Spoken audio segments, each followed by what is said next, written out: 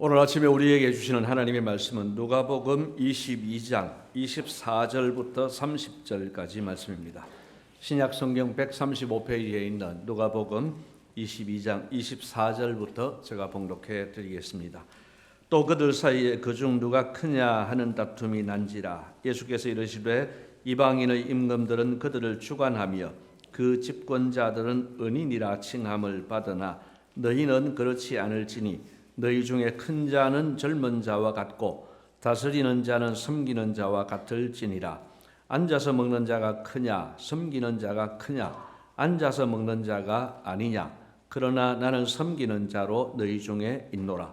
너희는 나의 모든 시험 중에 항상 나와 함께한 자들인즉 내 아버지께서 나라를 내게 맡기신 것 같이 나도 너희에게 맡겨 너희로 내 나라에 있어 내 상에서 먹고 마시며 또는 보좌에 앉아 이스라엘 12지파를 다스리게 하려 하노라. 아멘. 위임이라는 말의 뜻은 어떤 일을 책임지어 맡김입니다. 교회에도 위임 목사가 있는데요. 위임 목사는 예수님께서 교회, 즉 교인들을 책임지어 맡긴 목사라는 뜻입니다. 그래서 책임이 참 막중하고 중차대합니다. 그러므로 위임은 아무에게나 하지를 않습니다. 특히 중요한 것을 위임할 때는 아주 신뢰할 만한 사람에게 맡기는 것이 정상입니다. 여러분들이 만약에 인감도장을 주면서 내 대신 인감증명서를 발급받아 오너라 하고 누구에게 부탁을 한다면 아무에게나 맡기겠습니까? 아주 믿을 만한 사람에게 그것을 맡기게 될 것입니다. 자, 이렇게 중요한 것을 위임하는 것은 정말 신뢰할 만한 사람에게 맡기는 것이 상식입니다. 그런데 오늘 예수님께서는 이런 상식을 무시하고 제자들에게 파격적인 위임을 하셨습니다. 오늘은 이 내용을 묵상하면서 함께 은혜를 나누고자 합니다. 먼저 예수님은 자격 미달의 제자들에게 하나님 나라를 위임하셨습니다. 이는 파격적인 위임입니다. 제자들이 예수님을 따라다닌 지 3년 세월이 흘렀습니다. 오늘 본문이 이번 주간 고난주간에 이제 목요일 밤에 이루어진 일이니까 예수님께서 죽으시기 하루 전날 밤의 일입니다. 그만큼 예수님이 친히 제자 훈련을 하셨는데 그만큼 제자 훈련을 받았으면 변화될 만도 한데 그들은 여전히 자격에 미달하였습니다. 어떻게 알 수 있습니까? 24절 말씀을 한번 보십시오.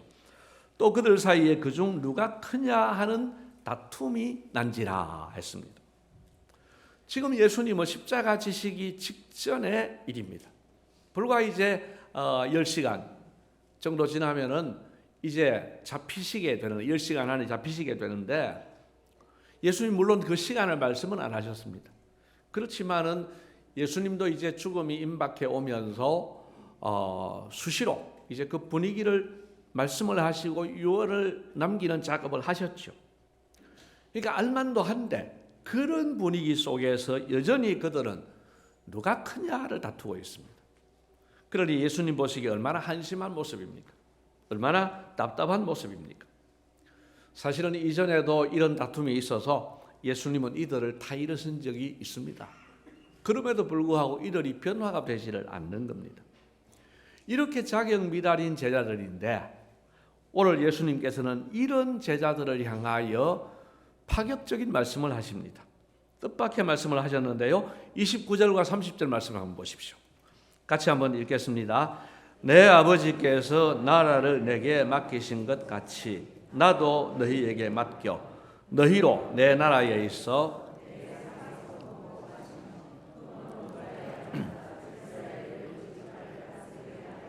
아멘. 자 보세요. 하나님의 나라를 자격 미달인 이 제자들에게 맡기신다고 말씀하십니다. 어느 정도로 맡기느냐?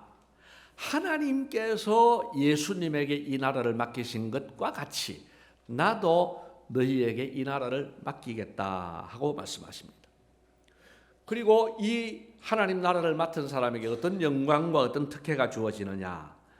30절 말씀에 보니까 예수님의 나라에서 예수님 상에서 함께 먹고 마시며 보좌에 앉아 12지파를 다스리는 영광과 특권을 누리게 하시겠다는 겁니다. 여러분, 예수님께서 실수하신 것 아닌가 하는 정도로, 우리의 귀를 의심할 정도로 파격적인 위임을 하신 것입니다. 자격이 미달된 이 제자들에게 도저히 어울리지 않는 정도의 파격적인 위임입니다. 그런데 우리는 예수님은 실수하는 분이 아니라는 것을 알고 있습니다. 자, 그렇다면 예수님이 실언하신 것이 아니라면 자연스럽게 따라오는 질문이 있습니다. 그게 뭡니까? 그것은 예수님은 도대체 뭘 믿고 이들에게 이런 위임을 하실 수 있었을까 하는 것입니다. 우리가 두 번째로 생각할 것은 이 질문에 대한 답입니다. 여러분, 예수님은 스스로 제자들을 변화시키실 수 있기 때문에 이렇게 파격적인 위임을 하실 수 있었습니다. 제자들의 부족을 예수님께서 모르실 리 없습니다. 그러나 예수님은 걱정하지 않으셨습니다. 여유가 있으셨습니다.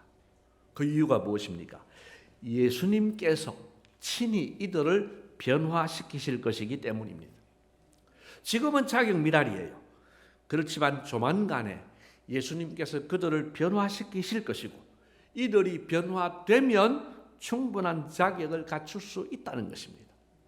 말하자면 예수님은 현재의 제자들을 본 것이 아니고 예수님 자신의 계획과 능력으로 변화될 미래의 제자들을 보신 것입니다. 여러분, 이것이 바로 예수님과 사람의 차이점입니다. 어제 2023년도 프로야구 개막전이 열렸습니다. 여러분, 프로야구든지 프로축구든지 간에 어떤 운동이든지 간에 감독들이 하는 중요한 일 중에 하나는 유능한 선수를 발굴해서 더 탁월한 선수로 키워가는 겁니다. 이 선수가 앞으로 충분히 성장할 만한 그런 잠재력이 있는가의 판단 여부가 중요합니다. 고등학교 시절까지는 최고이지만 프로에 가면은 별 가능성이 없는 선수가 있을 수 있어요. 또 반면에 고등학교 시절까지는 두각을 못 드러냈지만 앞으로 키우면 대성할 선수가 있습니다. 그러니까 유능한 감독은 그 가능성을 보고 선수를 선발하고 그 선수를 잘 키워가서 정말 자기가 생각했던 대로 탁월한 선수가 되면은 그 감독은 성공한 것이죠. 여러분, 이 점이 예수님과 사람의 차이점입니다. 무슨 말이냐면은 사람은 가능성이 있는 사람이라야 훌륭한 선수로 키울 수 있어요. 그런데 예수님은 아무런 잠재력이 없어도 아무런 자격이 없는 사람도 훌륭한 사람으로 만들어 가실 수 있다는 것입니다. 자, 극단적으로 말씀드리자면은 여러분, 어떤 훌륭한 감독이라도 이 나이 된 저를 훌륭한 선수로 키울 수 있는 사람은 아무도 없어요. 어느 누구도. 근데 예수님께서 만약에 말입니다. 예수님께서 시도를 하신다면 저도 훌륭한 선수가 될 수 있다는 거예요. 하나님은 그런 능력을 가지고 계신 거죠. 예수님은 지금까지 형편없는 자격 미달의 이 제자들이지만 이들을 변화시키실 계획 내지는 방안을 갖고 계셨습니다. 그리고 예수님의 계획은 100% 늘 성공입니다. 실제로 이들은 50일이 지난 후 성령을 받아서 완전히 새로운 사람으로 변화됩니다. 애벌레가 나비로 변화되는 수준, 그 이상의 수준으로 변화가 이루어졌습니다.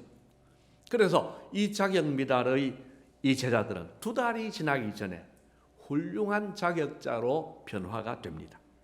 여러분, 잘 들으십시오. 예수님은 현재 제자들의 모습이 아니라 예수님께서 변화시키실 미래의 제자들을 보신 겁니다. 그렇기 때문에 지금은 자격 미달이지만 안심하고 위임하실 수 있었다 하는 것입니다. 여러분, 예수님께서 이런 계획과 능력을 갖고 계시니까 제자들을 대할 때도 여유가 있으세요. 28절을 한번 보십시오. 우리 28절 말씀 같이 한번 읽겠습니다. 너희는 나의 모든 시험 중에 아멘. 자 보세요. 한심한 제자들인데 한심하다고 하시지 않고 그들이 가지고 있는 강점을 지금 칭찬해 주시는 거예요. 적어도 너희는 지나간 3년 동안 나의 모든 시험 중에 함께한 자들이지 않냐. 여러분 이거 사실이거든요. 3년을 따라다녀도 변화가 없었어요. 그렇지만 3년을 따라다니면서 예수님과 함께한 것은 맞는 이야기입니다. 그러니까 보통 사람들은 그렇게 따라다녀도 이렇게 변화가 안 되느냐 하고 꾸짖을 거예요. 그런데 예수님은 그렇게 따라다녔으므로 따라다니기라도 했으므로 내가 하나님 나라를 너희에게 맡긴다고 하시는 겁니다. 왜요? 예수님 자신에게 능력이 있기 때문입니다. 그래서 이 은혜를 받은 이 제자들은 참 복이 있는 사람들입니다. 이제 마지막 적용입니다. 그러므로 우리는 나와 너희에 대하여 예수님의 시각으로 바라보아야 합니다. 여러분 예수님의 도우심 없는 나를 한번 생각해 보십시오. 참 한심하기 그지없습니다. 여러분 이 세상에 저를 제일 괴롭게 하고 정말 힘들게 하는 한 사람이 있습니다. 수시로 저를 절망하게 하고 더 이상 목사를 못하겠다라는 생각이 들게 하는 한 사람이 있습니다. 누군지 아십니까? 바로 저 자신입니다. 오늘 제자들의 모습보다 더 한심하고 더 자격 미달의 사람이 저라고 늘 느끼고 있습니다. 자, 그러면 저는 어떻게 해야 될까요? 좌절하고 절망해서 목회도 그만두고 나는 자연인이다 하면서 산으로 들어가야 되겠습니까? 여러분 그걸 주님이 원하시겠습니까? 그렇지 않은 거예요. 예수님 없는 나 자신은 정말 한심하지만 예수님의 도우심으로 예수님께서 쓰시는 사람으로 변화되면 자격이 주어지는 것을 기대하고 믿어야 합니다. 여러분 우리는 예수님의 도우심으로 변화될 수 있는 나를 생각하면서 믿음에 근거한 담대함과 희망을 가지셔야 합니다. 여러분 예수님께서 쓰임받은 수많은 사람들, 아니 예외 없이 예수님께서 쓰임받은 모든 사람들은 이런 케이스입니다. 예수님 없는 상황에서는 완전 자격미달이었는데 예수님께서 자격 있는 사람으로 변화시켜서 써주신 것입니다. 할렐루야. 우리에게도 그런 은혜가 있는 거예요. 그래서 그 시각으로 나를 바라봐야 되는 거예요. 여러분 자신을 그렇게 보셔야 되는 거예요. 그리고 이 시각은 타인에 대해서도 동일해야 됩니다. 여러분 살다 보면 마음에 들지 않은 한심한 사람들 많지 않습니까? TV 뉴스에 주로 많이 나오고요. 교회 안에서도 일주일마다 만나는데도 한심한 사람들 많이 있습니다. 또 교회만 있는 줄 압니까? 여러분 집안에 가도 한심한 사람들 많아요. 여러분 그렇게 한심한 사람들이 많습니다. 그러나 그 사람들에 대하여서 우리는 어떤 시각을 가져야 되느냐? 오늘 예수님께서 보시는 시각으로 그들을 보아야 되는 겁니다. 예수 없는 상태에서는 나도 너도 자격 미달이다. 그러나 주님께서 사랑하셔서 우리를 변화시켜 주시면 나도 희망이 있는 것처럼 너도 그 사람도 희망이 있다는 것입니다. 그렇게 주님께서 자격 있는 사람으로 변화시키실 사람을 앞으로 변화시키실 건데 내가 현재 상태로만 그 사람을 자격이 있느니 없느니 할 수가 없다는 겁니다. 명심하십시다. 예수 안에서 모든 사람은 변화가 가능합니다. 여러분 따라합시다. 모든 사람은 예수 안에서 변화가 가능합니다. 아멘. 여러분 우리는 내 자신에 대해서도 타인에 대해서도 이런 시각을 가져야 합니다. 사랑하는 성도 여러분, 우리 모두가 제자들처럼 파격적인 위임을 받은 사람들입니다. 우리는 성도로 부름을 받았고 또 대부분은 부모로 부름을 받았고 또는 직분자로 부름을 받았습니다. 파격적인 위임을 받은 겁니다. 여러분 자신에 대해서는 자만하지도 말고 좌절하지도 말고 오직 주님만 의지하시기를 바랍니다. 주님 안에서는 무한한 가능성이 있다는 사실을 기억하십시다. 또 그 무한한 가능성은 내게서 나온 것이 아니기 때문에 교만하지 말고 오직 주님의 은혜를 구해야 됩니다. 또한 타인에 대해서는 이중잣대를 갖지 맙시다. 우리가 만나는 모든 사람들에 대하여서 예수님의 시선으로 바라볼 수 있는 우리 모두가 되시기를 주님의 이름으로 기원합니다. 고맙습니다, 주님. 본문의 제자들처럼 자격 없는 저희들인데 그래도 우리를 택하셔서 변화시키실 계획을 가지고 변화시켜 가시는 주님께 감사를 드립니다. 아직도 미완성이지만 앞으로 주님께서 우리를 온전히 변화시켜 주실 줄로 믿습니다. 이 믿음을 가지고 살아가게 하시고 또 다른 사람들에 대해서도 이 믿음에 근거한 시선으로 바라보게 하여 주시옵소서. 감사하옵고 예수님 이름으로 기도드리옵나이다. 아멘.